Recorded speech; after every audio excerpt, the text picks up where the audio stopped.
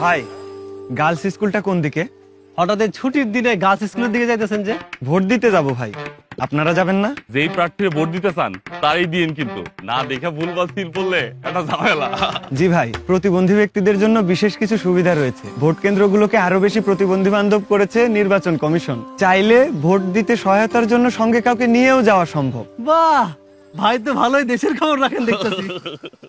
কারণ আমি সচেতন নাগরিক, আর সচেতন নাগরিক হতে হলে চোখের আলোর চেয়েও মনের আলো থাকাটা বেশি জরুরি।